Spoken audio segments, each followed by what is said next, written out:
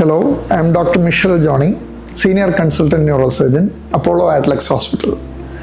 ന്യൂറോസർജറി വിഭാഗത്തിൽ വളരെ സാധാരണമായി രോഗികൾ ചികിത്സയ്ക്ക് വിധേയമാകുന്ന ഒരു അസുഖമാണ് ക്രോണിക് സബ്ഡ്യൂറൽ ബ്ലീഡ്. ഇതിനകത്ത് തലച്ചോറിൻ്റെ ഉപരിതലത്തിൽ രക്തസ്രാവം രൂപപ്പെടുന്നതാണ്. പലതരം കാരണങ്ങളാൽ ഇത്തരത്തിലുള്ള രക്തസ്രാവം ഉണ്ടാകാവുന്നതാണ്.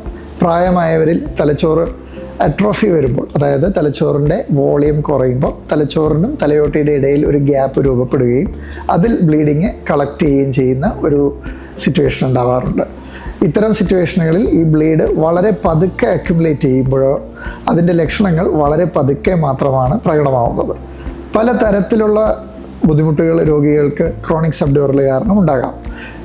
വളരെ ട്രാൻസിയൻ്റായിട്ട് പ്രോഗ്രസീവായിട്ടുണ്ടാകുന്ന ക്ഷീണം മുതൽ ഒരു ഭാഗത്ത് ബലക്കുറവ്, ഓർമ്മക്കുറവ്, അപസ്മാരം, മൂത്രത്തിൻ്റെ കൺട്രോളിൽ ഉണ്ടാകുന്ന വിഷയങ്ങൾ, ഇത്തരത്തിലുള്ള ബുദ്ധിമുട്ടുകളാണ് സാധാരണഗതിയിൽ രോഗികൾ പ്രകടിപ്പിക്കാറുള്ളത്.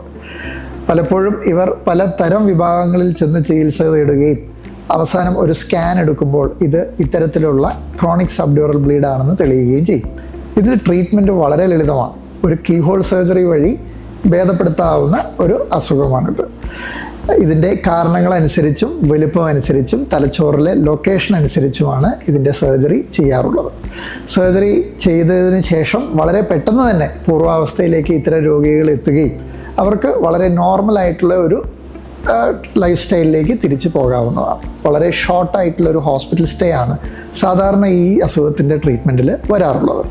പ്രായാധിക്യമുള്ള രോഗികളിൽ ഓർമ്മപ്പിശകിന് കാരണമായിട്ടുള്ള ഒരു അസുഖമായതിനാലും പൂർണ്ണമായി ചികിത്സിക്കാൻ ഓപ്ഷനുള്ള ഒരു സ്ഥിതിവിശേഷമായതിനാലും ഈ ട്രീറ്റ്മെൻറ്റ് എത്രയും നേരത്തെ തന്നെ ചെയ്ത് പൂർവ്വസ്ഥിതിയിലേക്ക് രോഗികൾക്ക് എത്താവുന്നതാണ്.